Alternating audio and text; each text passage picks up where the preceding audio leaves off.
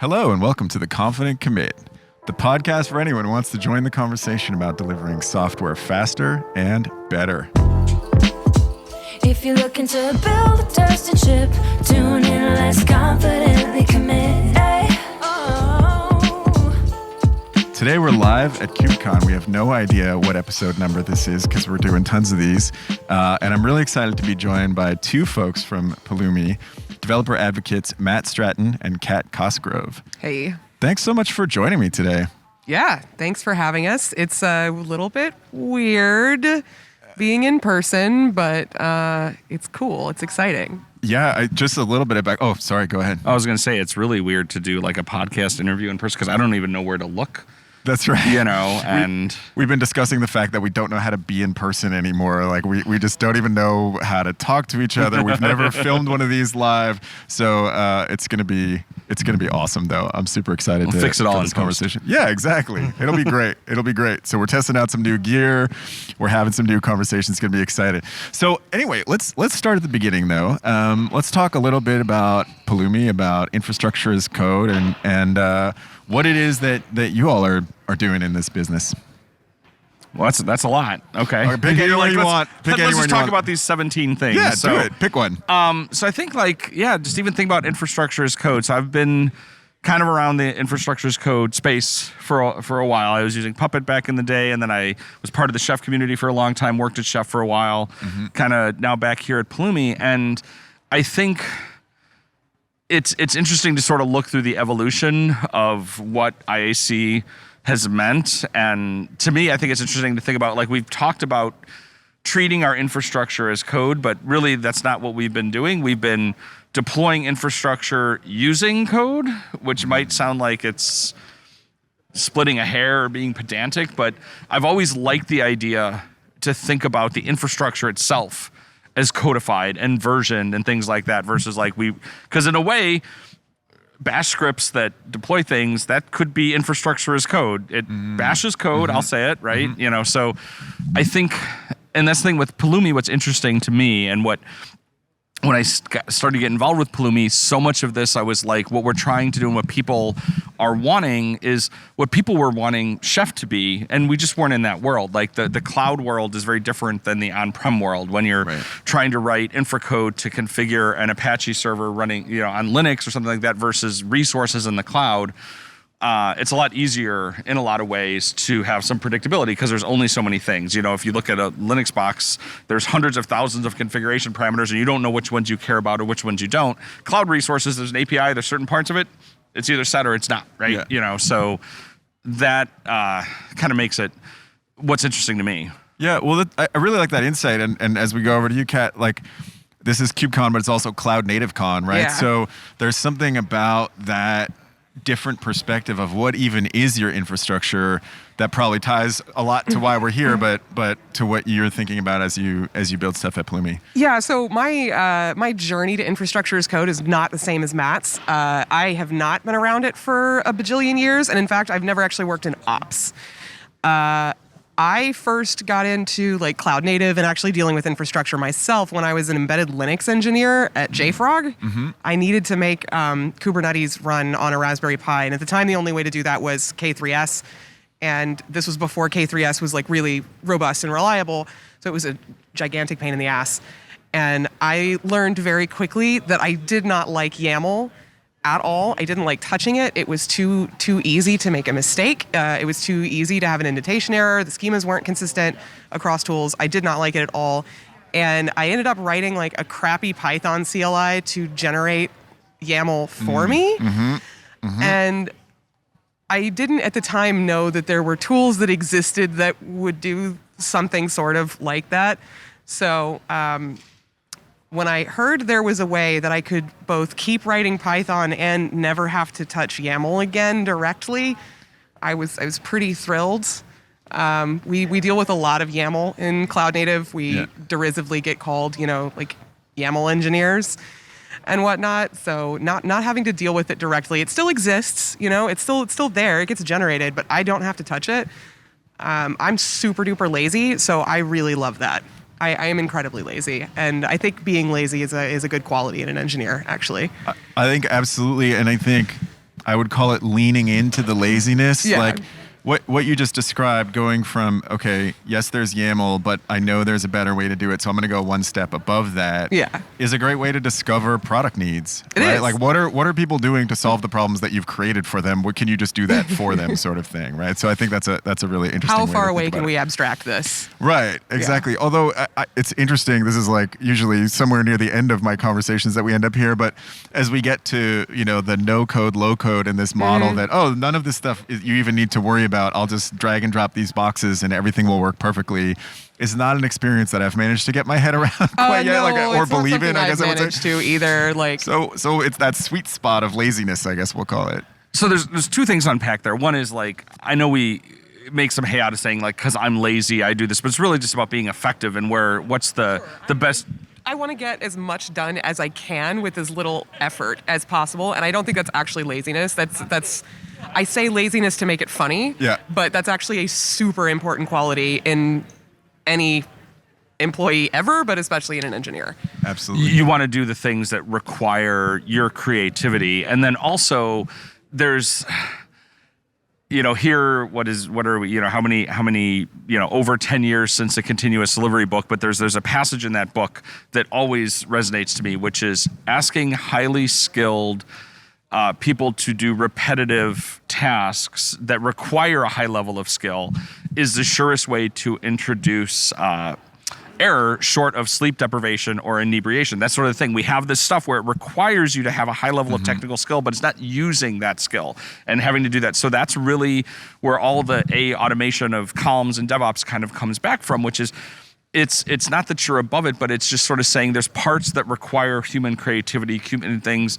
and what can we go to? And I think the other part I want to talk about when you talk about getting to the point about I don't have to worry about this, I'm going to go so far as to say that it's a fail, or it's no longer a model. But there was, we had DevOps, and then people talk about no ops, which is, well, you don't need ops, you can just do all this. And no, ops is still very much required. It is a skill set to understand, but where can you provide that abstraction to say, we know what are the good practices within our organization for this part, and I can expose the parts that matter to you. And the example I used to give, this is maybe dating me a little bit because I'm going to talk about Tomcat, right? But like, let's say I was.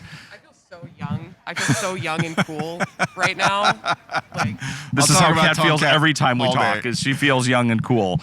But for example, there might be 100 different configuration parameters to Tomcat, but if you're a developer that just needs an instance of Tomcat, you're like, I care about 3 things. Yeah. So can I within our organization, the subject matter expert on the platform, provide to you an implementation where you can turn the dials for the things that matter to you, and it's not because I think you're going to screw it up, but just you don't want to do it anyway. You don't know, right? So guardrails are not preventative. They actually help you move faster because you can say, cool, I don't have to worry about that. I know that you've given me a good, safe, happy path, and I can turn the dials that I want. And that's when, as we get into the advantage of truly treating your infrastructure as software, or using software where you can componentize, you can say, cool, I've put some foundational stuff in place so you can Lego cookie cutter, drag and drop, do your piece, but it's from the expertise of our organization for what it matters to us, because yes, every snowflake has 6 sides, but every snowflake is a snowflake, right? So your particular implementation is not going to be the same as mine, but it can be the same within the org. Yeah. You know what I mean? Yeah. I think that's exactly right. Like, use the pithy lazy. Unfortunately, I am one of those people who says things like cognitive load, which is really descriptive, but also not very exciting.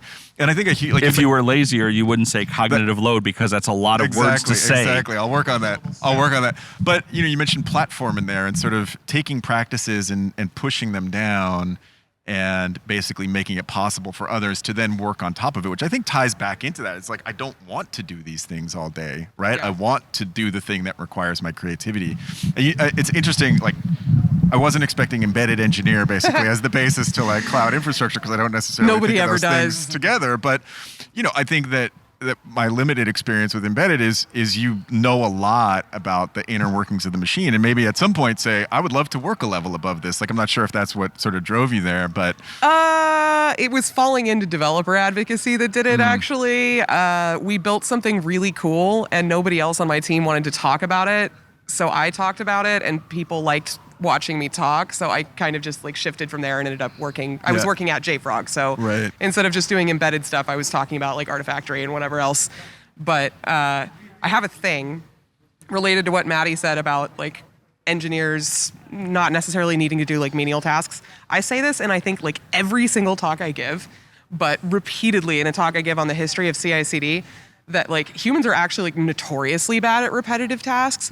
And you can look at a history of like gigantic ops failures, and frequently they are caused by like a human being involved in a repetitive task that should have been automated or abstracted away. Like Knight Capital went out of business because a person was manually handling something that should have been automated. And like, I don't understand how big, catastrophic, expensive failures like that keep happening. And yet we keep like having humans involved in these like small repetitive things that are easy to screw up or forget about, or you get distracted or you're bored or you're having a bad day, or you like just didn't have enough coffee and you like fat finger something. That's mind-boggling to me that we keep doing that. Well, I think that's gets worse usually in those situations as well, right? So the first catastrophic thing happens. Now take all of those parameters you just described, the lack of sleep, the no coffee, whatever, and add the stress of something that's going poorly, and then you really wish that you had the tools to manage that next stage. So you were going to say I something? was just going to say, the thing is, though, a lot of those places where they come in, this goes back into a different part of my career in life when I was more focused on resilience engineering and talking about learning from incidents, is that we don't do that well, right? So we'll see that. We'll have this thing happens and we're like, oh, damn it was because of this. And then we don't have a learning from that because our organization's not built to do that. But the other thing is, these things that should be automated, they're things we don't do very frequently. That's why we forget. Like we will sit there and we're like, okay, yes, we're doing this stuff all the time. So sure, we should write a script. Let's do that thing. But it's like rolling the certs, right? Like maybe the things you do every 3 months. Or even further, even more. Once a year. Like that you're going to screw up. Because and then it gets to be that, and you're always okay, well, we'll do that later. Oh yeah, we should do that. Someone throw that in a backlog. We'll write a script. We'll eventually do that, and then you kind of keeps getting pushed, and guess what? Now it's a year later, and it's time to renew the cert, and you still didn't automate it. So it's how we prioritize that work. Yeah. And there's a lot. That's a whole other conversation, which is about how do you do learning from incidents? How do you make sure that stuff gets into all the other work that you're supposed to be doing, and how that's sort of very much at odds with the way that we build and deploy products, right? And features.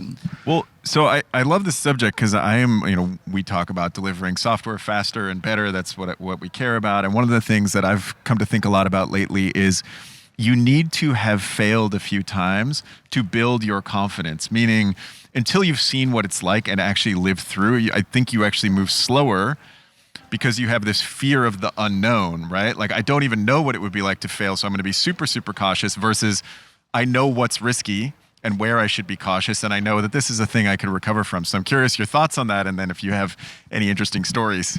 I am a big fan of screwing up. All developer advocates are, I think, to some degree. It's part of our job to screw up in public, to learn in public.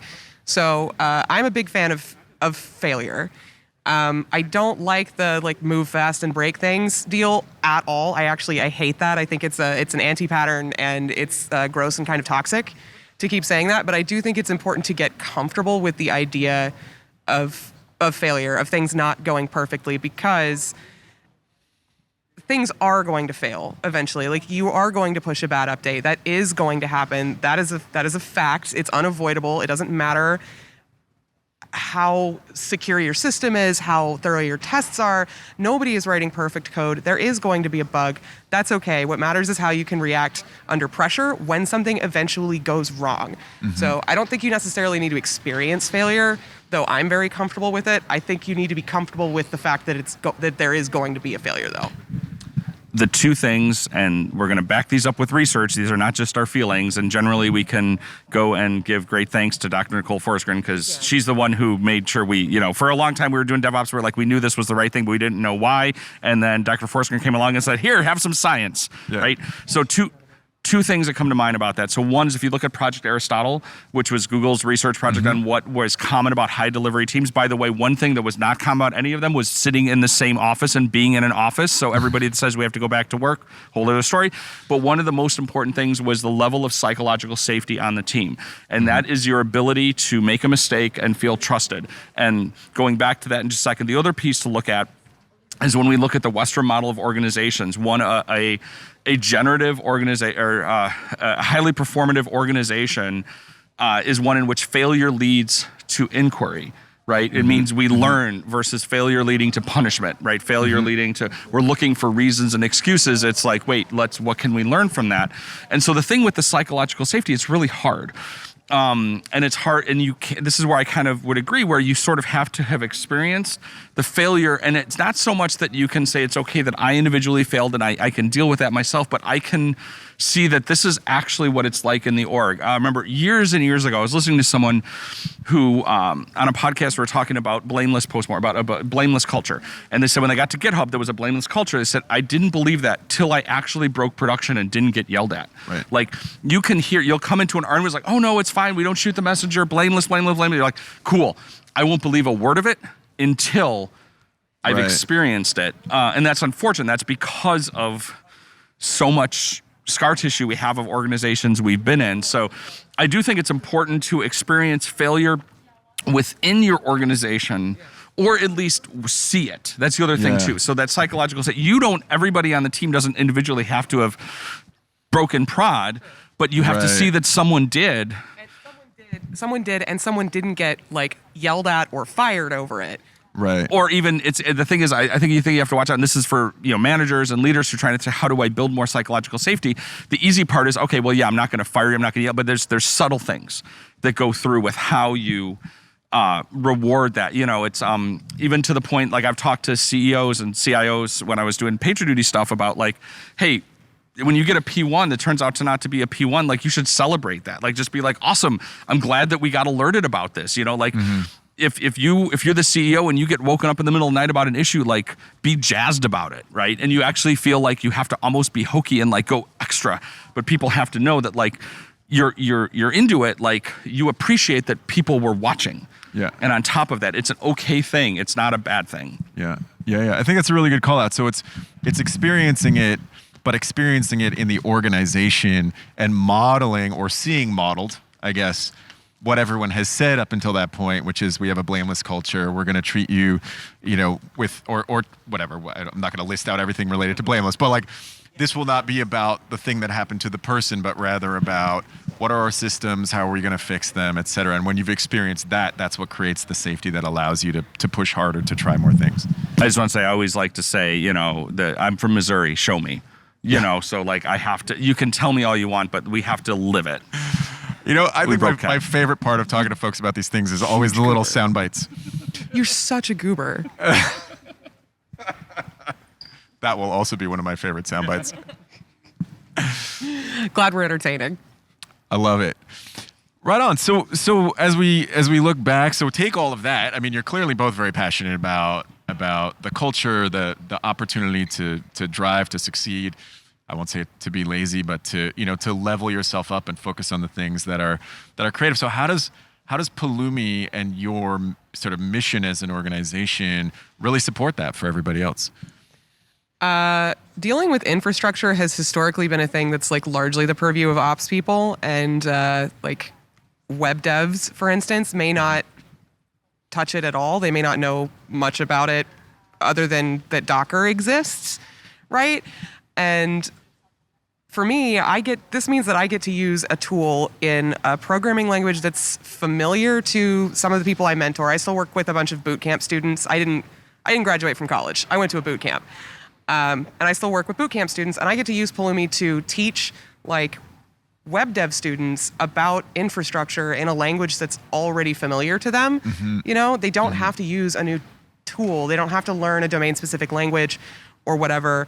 They get to still write Python or TypeScript or whatever. So it's a great educational tool for me that kind of like helps to bridge the gap between ops people and web developers. Because if we don't, as DevOps people, we love screeching about like tearing down silos, but there actually are still like kind of some silos Yeah. here in that web Yeah. developers don't know anything about ops, for instance. They don't know what infrastructure is beyond like AWS services sometimes, you know? And that sucks. So I would like to, when I'm screeching about tearing down silos, actually like be telling the truth, and using Pulumi makes it easier for me to do that. Hot take. Sometimes silos are good.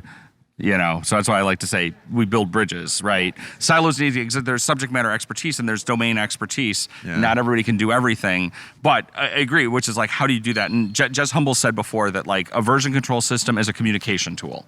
And that's what I like, because it's creating a common, like, to build on what Kat said, when we think about these ideas around cloud engineering, they're really the initial principles we thought about with DevOps, which is what can we apply? But it's really powerful when you can say, in this case, maybe even literally speaking the same programming language, but we're using the same principles and applications to how we build the software, how we deploy the software, how we manage it, how we operate our compliance within it. And if you don't have to do a translation layer between InfoSec to ops to dev, and we're like, cool, we all actually are talking the same jam here, it's really powerful when it works. And a little bit, yeah, you kind of have to experience it. And then you're like, whoa, because I've spent my whole career thinking that was not possible. And you're like, oh, it turns out not only is it possible, it isn't really that hard, you know?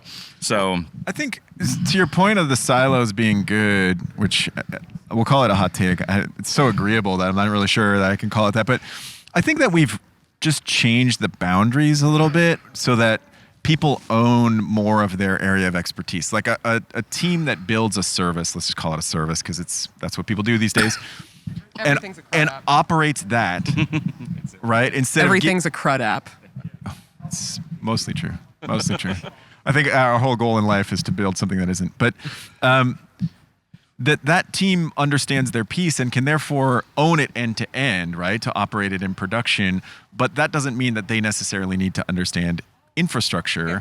But to your point, those infrastructure folks can learn more about developer tools and how to apply those capabilities to manage infrastructure better. And I think that your earlier point about we're kind of treating it as code, but we're really managing with code instead of really treating it as code. Like even how we think about the permanence, I guess, of a piece of infrastructure, I would say has shifted. I mean, again, here at Cloud Native Con, like hopefully that's changed in the last 20 years, but we maybe don't apply all of that thinking, and that's a place that we're going still. Does that make sense to you? yeah, I mean, it's weird because on one hand, you sort of be like, yeah, you can't just sort of say this is version 10.2.25 of our infrastructure because it's never fully released, right? Like it's very malleable, it's very ephemeral, but the way that we think about it, right? And the same thing could be true of your software. Like you don't really version stamp it because there's so many complex systems, right? Mm-hmm. There's no one way of saying this is what the whole package of the thing that operates Twitter for pets is, right? Mm-hmm. You know, and it's like and the more that we understand this idea that we're building complex systems, and it helps us not try to apply patterns that just don't make any sense. So like, I highly recommend, Dr. Richard Cook has this great paper called How Complex Systems Fail. Easy to remember, you are how.complexsystems.fail. It'll take you about 10 minutes to read, and it's everything you need to think about. But remember, our systems are always in a constant state of failure. Something's always broken somewhere, and that's fine, right? So that's why you don't have this like one version where everything is okay. And the more that we understand that there are these contractual boundaries between services and components and everything like that, but they're not silos that are built for protection, which is traditionally how we had it. This is how you protect your information, protect your responsibility. It's saying this is an area of domain expertise, but how do we have permeable boundaries between them where things can move really easily and we can understand it? So they're not there for protection of the individual inside the silo. It's for being able to have that T-shaped domain expertise. T-shaped domain expertise. I'm not sure how I feel about that as a term. As a concept, it kind of weirds me out because it feels like the top of the T keeps getting wider and wider and wider. Is there an M-shaped now? Oh my God. So you're saying the demands on folks who would be called T-shaped are getting broader. Yeah. Like, and yes, you have to have expertise here, but you also need to understand more and more. Is it? Yeah, it's starting to get a little bit excessive for me. For another talk, I went digging through like job postings in Seattle for DevOps engineers, and the number of things that are now required for like an entry-level DevOps engineer is kind of outrageous. Most of them require more than one person, in my opinion. They are not one person's job. Right. They're asking for a junior, but what they actually need is like 2 seniors and an intern. And I don't know, I'm really wary of terms like T-shaped engineer, or now I know M-shaped engineer exists, because it feels like it keeps getting broader. T-shaped team, not person. Okay, that's actually very key. And to me, the broad part of the T is not that you can do the work, it's that you have an understanding and a familiarity, and you can speak intelligently to people that do. So everything Kat said is 100% right. So it's like we have this thing where we want to, I always used to, people say I need this 10x engineer. I'm like, okay, for number one, first of all, there's like 12 of them and they all work at Netflix. Also that joke is old. But, it was like thing. It's like, just stop trying to do that. Or the same thing. And I know that this term means different things in the JavaScript world, so I screw this joke up. But it's like, oh, you're a full stack engineer. When was the last time you wrote a device driver? Also, the time when you could be the full stack and you could understand it from beginning to end, that was back in LAMP stack days. You can't do that anymore. You can't hold that whole system in your head. Don't try to. But even though I may not know how everything in the stack and I couldn't sit and code for it and opt for it or whatever, I understand it conceptually. I know where my boundary to it works, and I can maybe bleed beyond it. Not that I can do that work, but I understand what you do, so that we can have a conversation about it. And that's where that goes back to the core of DevOps and cloud engineering, which is what can ops learn from traditional software engineering and vice versa. Like, what can I learn and take from you? And then we have greater empathy. That's the whole thing. It's just being empathetic. And empathetic means I understand not necessarily how to do what you do, but I understand what you do. Has it solved your kids? I share what you're describing, and I'm trying to figure out how to reconcile these two things, because those job postings are out there. There's no doubt, right? And so I think to the 10x thing is a great example. In this industry, we take these little catchphrases and maybe just grow them beyond any reasonable bound, like the T-shaped engineer, right? Which is, oh yeah, you need to know, 600 technologies, some of which were just created last week, and you have to have deep expertise in this thing, and ideally you'd be 2 years out of school, because that's what we can afford. Right. Yeah. It's it does tend to spiral out of control really quickly, in my opinion, and part of it is some of these people do exist, right? Like, sometimes these people really, really, really, truly exist. The problem is not with them and their unreasonable boundaries. Like, I don't think anybody should work like that ever.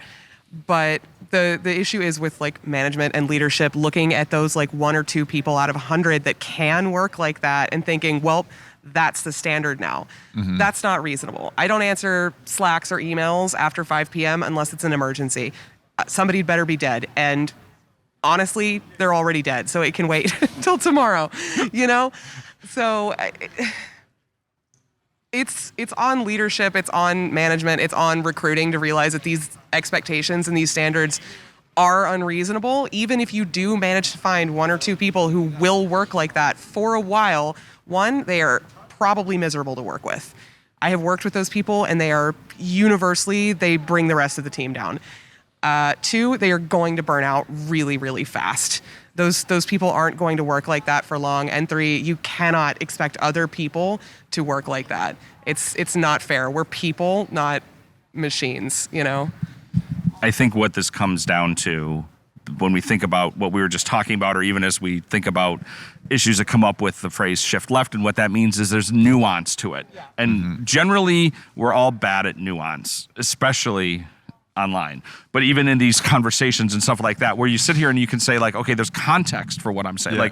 But this is a bigger societal problem, right? It's a soundbite problem. It's you say this thing and you're like, but there's more to it than that, but all you caught was the headline, right? So I say a T-shaped domain expert team, and there's nuance and there's add-on to that, but you pull that out and then you're going to end up with like what Kat said, which is, what you're saying is people on that team need to know all these things and then be really awesome at one thing. You're like, no, they don't need to actually be good at any of that broad stuff. They just need to sort of have an awareness. And as a team, it doesn't even mean everybody on the team has to do that because you fill in the gaps. But look at all that nuance. Look at how much I had to explain to get there. Yeah. How do you get that into like a bullet point on a managerial training slide of what's the hot new way to like screw over people you're hiring?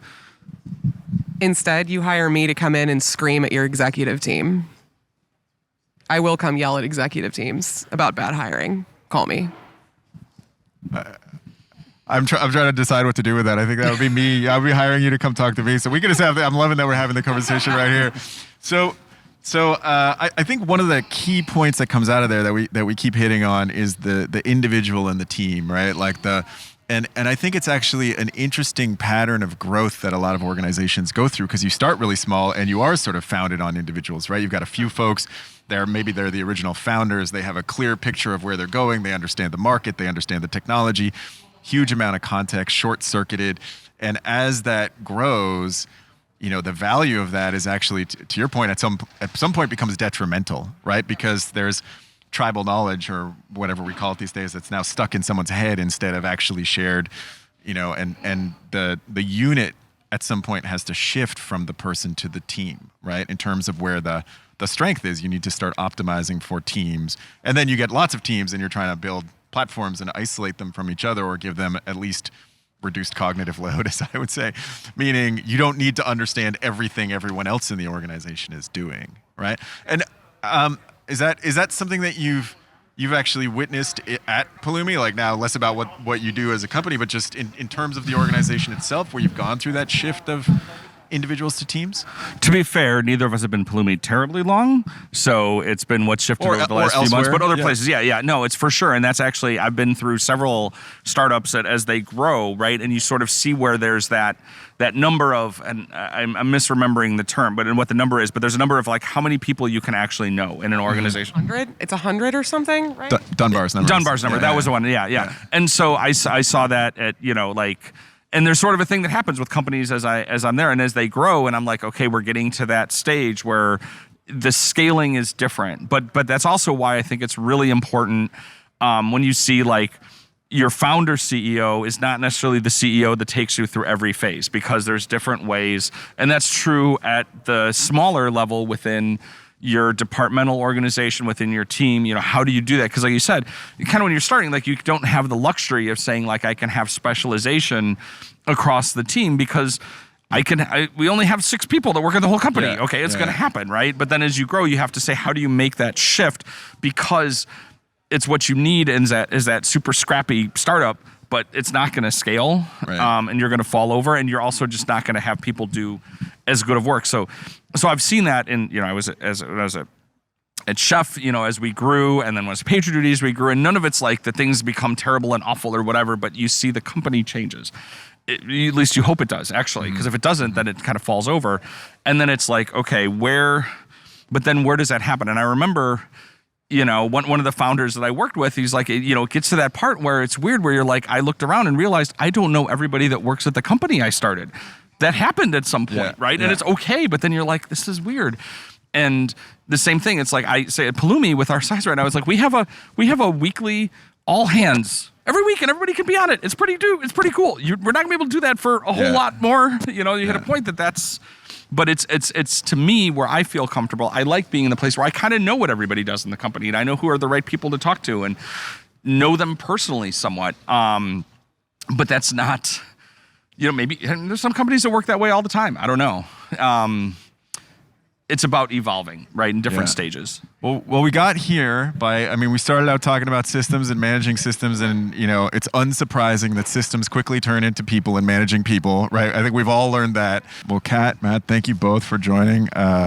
Thanks for doing this first trial of in-person, masked on in a bizarre space with equipment we've never used. For everyone who's listening, thanks for joining. Subscribe on your local podcast provider. It's probably not very local, actually. It's not unless you have. I use the Chicago Suburbs podcast app. It's basically a lot of podcasts, complaining about people putting up the wrong Halloween decorations, maybe. I like to use local in a lot of sentences, but probably this is not a thing that you buy locally. Your local Spotify franchise. Yeah, totally. I'm sure they're going to franchise that soon. Anyway, thanks again. Thanks to everyone who's listening. Hope you enjoyed it. It was awesome. Great to chat with you.